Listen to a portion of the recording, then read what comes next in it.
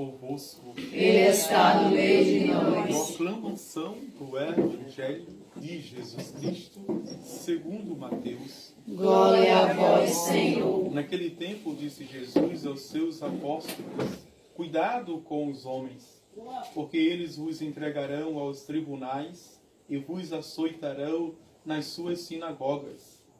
Vós sereis levados diante de governadores e reis por minha causa, para dar testemunho diante deles e das nações. Quando vos entregarem, não fiqueis preocupados como falar ou o que dizer. Então, naquele momento, vos será indicado o que deveis dizer. Com efeito, não sereis vós que havereis de falar, mas sim o Espírito do vosso Pai é que falará através de vós. O irmão entregará à morte o próprio irmão, o pai entregará o filho, os filhos se levantarão contra seus pais e os matarão. Vós sereis odiados por todos por causa do meu nome, mas quem perseverar até o fim, esse será salvo. Palavra da salvação. Glória a vós, Senhor. Aleluia. Aleluia. A minha alma abrirei. Aleluia. Aleluia. Cristo é meu Rei.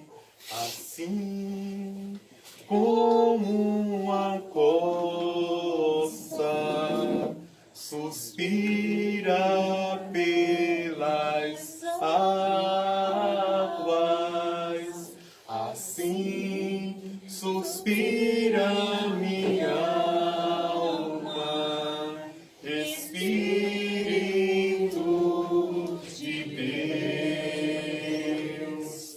Assim como uma coça suspira pelas águas, assim suspira minha alma, Espírito de Deus. Oh, enche-me, Espírito, oh, enche-me, Espírito, oh, enche-me, Espírito de Deus. Oh, enche-me, Espírito, oh, enche-me, Espírito, oh, enche-me, Espírito de Deus.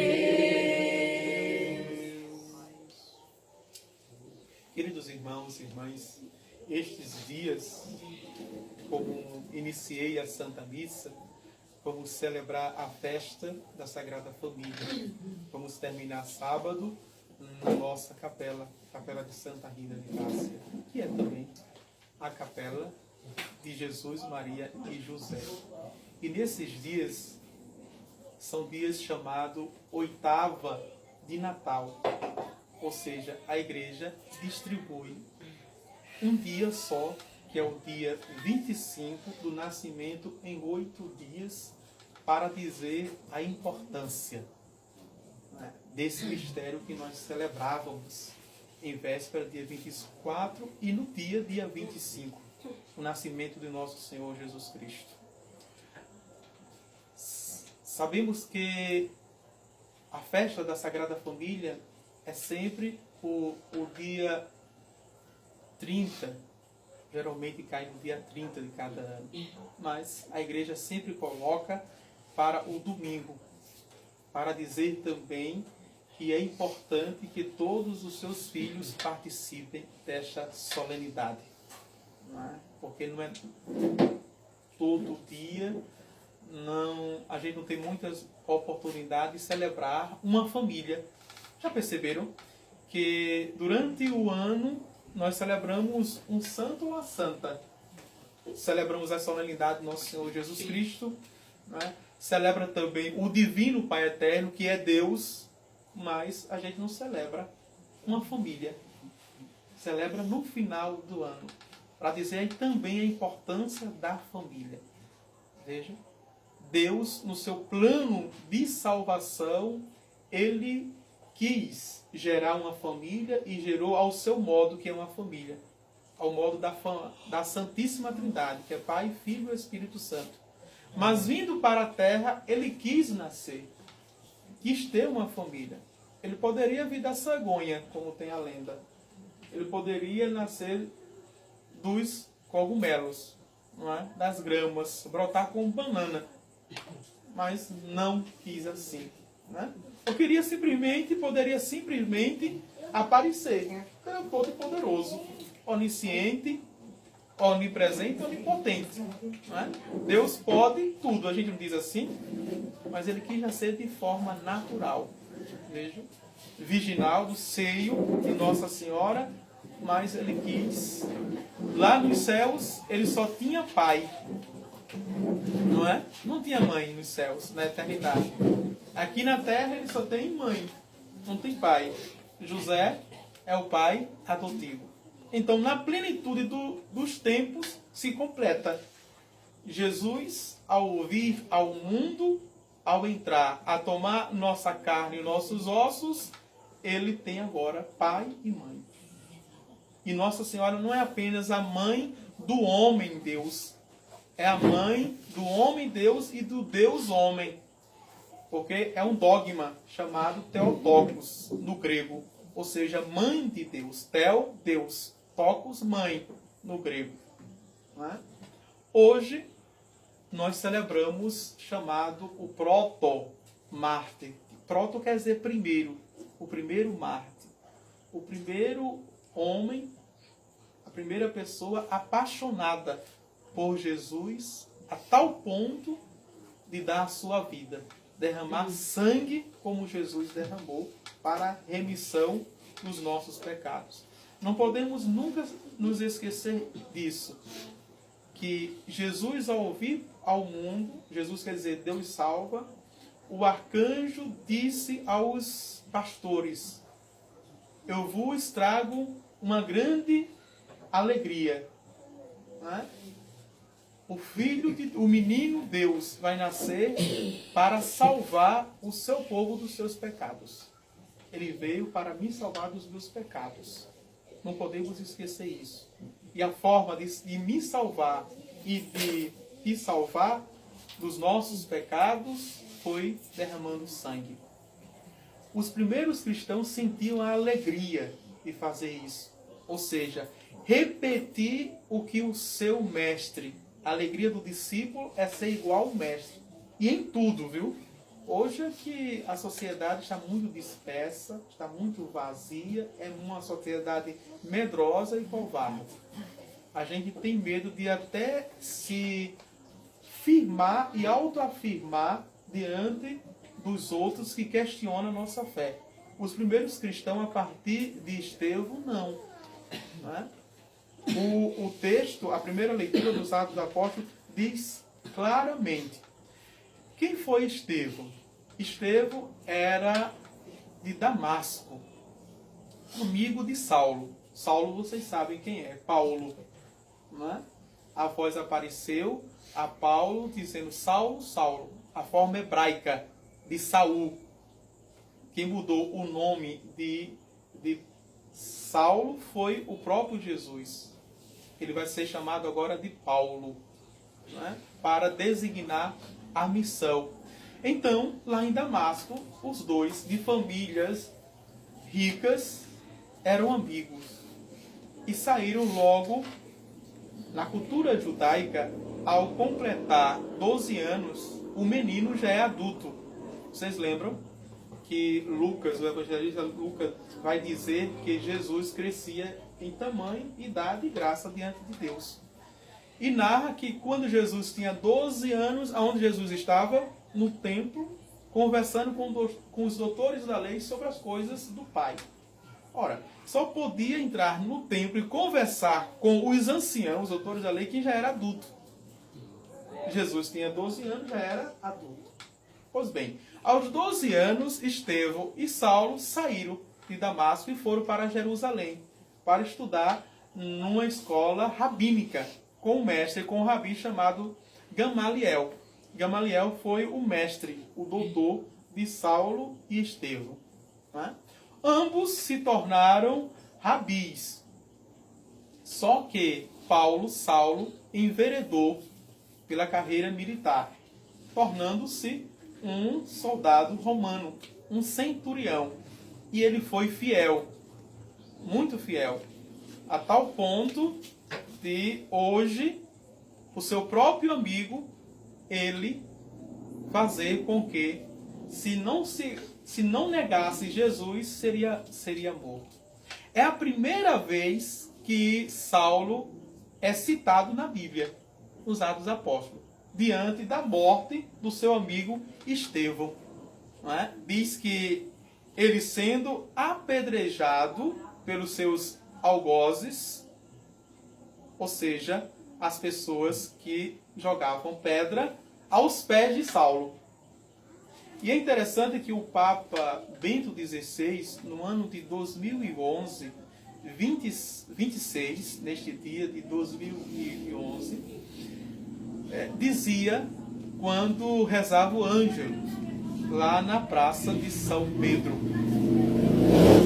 26 é o que reza, né, o ângelo. E ele dizia justamente isso. A conversão de Paulo começou com o martírio do seu amigo, de Estevão. Por quê? Porque Estevão, ele citou 2 frases das 7 frases que Jesus citou na cruz. Qual foi a primeira frase que Jesus cita na cruz? Quando ele é levantado. Pai, perdoa-os, porque eles não sabem o que fazem. Estevão também pediu para que Deus não se lembrasse daquilo que os seus algozes estavam fazendo. Ou seja, do apedrejamento, da sua morte. Pediu que poupasse aquele pecado. A última frase de Jesus na cruz qual foi? Pai, em tuas mãos eu entrego o meu espírito. Estevão, que é a antífona de comunhão, diz assim, não é? Veja, Senhor, recebe o meu espírito em vossas mãos. Não é? Pai, em tuas mãos entrego o meu espírito. Quer dizer, quando Paulo ouviu a voz do Senhor, ele ia para Damasco, ia apreender os cristãos, ia puxar das suas casas e matá-los se eles não negassem, como Estevão. Ele ouviu uma voz dizendo: Saulo, Saulo, por que me persegues? Notem que não foi porque persegue os cristãos, mas porque me persegue. Então, perseguir os cristãos era perseguir o próprio Cristo. Porque nós levamos e trazemos o nome de Cristo. Cristão quer dizer seguidor de Cristo. Deus, desde o Antigo Testamento, toma a nossa causa e faz justiça por nós. O Evangelho de hoje diz o que? Termina dizendo: aquele que perseverar até o fim, estes serão salvos. Quem aguenta a provação, quem aguenta a tribulação, quem aguenta as tentações. E a expressão é muito forte quando Jesus pergunta à multidão: o que fostes ver? Todas aquelas pessoas no deserto. Não é? Um homem vestido de roupas bonitas, esplêndidas? Não, foste ver um caniço agitado. Jesus está falando de João Batista, que nós ouvimos isso na leitura durante o Advento. O que significa ser caniço agitado na linguagem bíblica? Ou seja, aquela pessoa que não se deixa mover e comover pelas críticas. Tem pessoas que não fazem nada ou fazem tudo diante do que as pessoas acham, dos olhares das outras pessoas. Elas pautam a vida. Se eu fizer isso, o que o fulano vai pensar? o que vai dizer. João Batista não, era focado em Jesus, com os olhos fixos em Jesus. Quem tem os olhos fixos em Jesus não se deixa. Primeiro tem a sabedoria do Espírito, não é? E é o mesmo Espírito que vai orientar e vai conduzir. Não quer. Se você sabe que você está na luz da verdade, na luz da sabedoria, então você não tem que se portar e se importar pelas conversas, pelos comentários, pelas incompreensões e as más interpretações. Mas também João Batista não se deixava, veja, comover e mover pelos elogios. Não tem pessoas também, por outro lado, que querem fazer as coisas somente para serem elogiadas, não é? Se serve e a pessoa não diz nenhum obrigado, não dá nenhum obrigado, não reconhece, diz ficou bom, eita, muito bem, parabéns. As pessoas já ficam, né, chocadas, angustiadas, magoadas e querem parar, não querem fazer mais nada. Temos que aprender. Temos que aprender a sermos verdadeiramente discípulos do Senhor, não é? E receber o elogio de quem? Receber o elogio de Deus. Deus no tempo é que vai dar a recompensa. Outra coisa, o nome de Estevão quer dizer coroa. De fato, ele foi coroado com a coroa do martírio. Vocês lembram de Paulo? Quando Paulo diz, combati o bom combate, completei a carreira e guardei a fé. A mim foi dada a coroa da justiça, e não apenas a mim, mas todos que também combaterem o bom combate na fé. Então Paulo está falando para nós. Se nós perseverarmos, se nós combatermos, se nós lutarmos, a nós também será dada a coroa da justiça. E muitas vezes a coroa da justiça não é a glória. A glória não é nessa terra. O próprio Filho de Deus não foi coroado de glória nessa terra, mesmo tendo a glória. Qual foi a coroa de nosso Senhor Jesus Cristo? Uma coroa de Espírito. Veja. E tem muita gente que procura o quê? As glórias. E se vão, gloriam. Não é? Veja. Não. Tudo passa aqui. Não é? O Eclesiastes vai dizer vaidade, das vaidades, tudo é vaidade. Tem pessoas que buscam a fama, o sucesso, já falamos de reconhecimento, não é? De holofotes, veja, e as novas mídias, que a gente chama de internet, né? Ou as redes sociais, os aplicativos estão cheios disso. Sobretudo Facebook, Instagram, né? WhatsApp, Twitter, e as pessoas sempre querem o quê? Serem curtidas, não é? Serem seguidas. Tudo que posta querem ter reconhecimento. Isso gera uma doença terrível, não é? Da vaidade, do orgulho. Pessoas que não fazem mais nada. Mulheres, viu? Mulheres casadas, mulheres que têm a tarefa, não é? Passam o dia todo. Dia todo. Não é o testemunho de Jeová mais que queima o feijão, não, mas é o Facebook. Queima o arroz, né? O marido chega cansado e a carne está não assada, está queimada, fedendo. Porque passa o dia todo olhando a vida dos outros, as fotos, né? Sobretudo na segunda-feira, porque as pessoas no final de semana inventam os passeios, não é? Ou vai para o quintal da casa e tira um selfie para alimentar, não é, a sua rede social. Não é assim, não é? Tem muitas pessoas que comem fora, mas colocam a mesa ou na frente da casa ou no quintal. Está fora de casa. Sujamente, né? Comeu fora. Ou na laje, não é? Ou na laje. Veja, está fora de casa. Tudo isso, veja como a gente entra numa paranoia, não é? A gente se deixa dobrar. A gente tem que ser igualmente como os discípulos de hoje. Sobretudo Estevão. Não é? Vejam, Paulo recebeu a mesma formação de Estevão. Mas Estevão, apaixonado por Jesus, não se desviou do caminho. Foi fiel até o fim. E, para terminar a homilia, ele foi eleito, escolhido pela comunidade dentre os 7 diáconos. Para que os apóstolos escolheram os diáconos? Para poderem pregar a pregação. E os cristãos estavam reclamando que os seus órfãos, as suas viúvas e os pobres não estavam sendo atendidos pelos apóstolos. O diácono quer dizer, diaconia quer dizer serviço. Eles foram ordenados para servir aos órfãos, às viúvas e aos pobres. Servir no cotidiano, para cuidar justamente destes.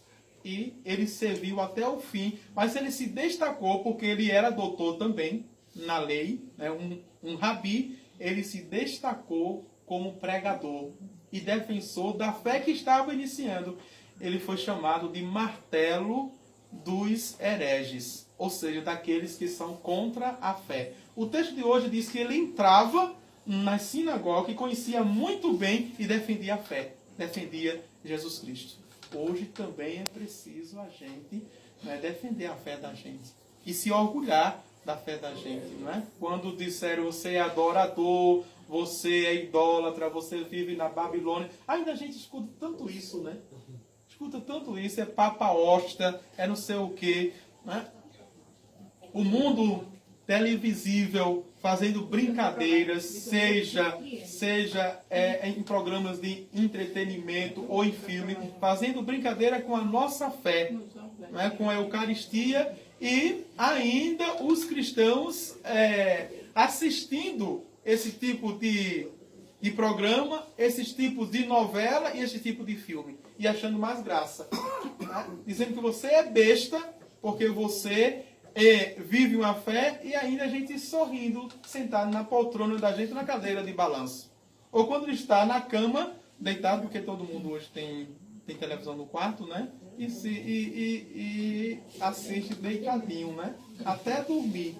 Não é assim, não é?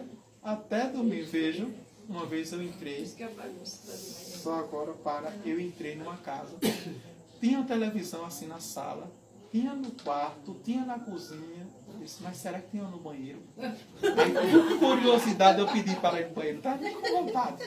Eu pedi. E é que não tinha. Tinha televisão até no banheiro. Meu Deus, né? Não é apenas a rainha, mas é a princesa, a imperatriz. Quem manda nessa casa é a televisão. Não é mais o pai, a mãe, nem os filhos. É a televisão que manda nesta casa. Louvado seja o nosso Senhor Jesus Cristo. Para sempre seja louvado.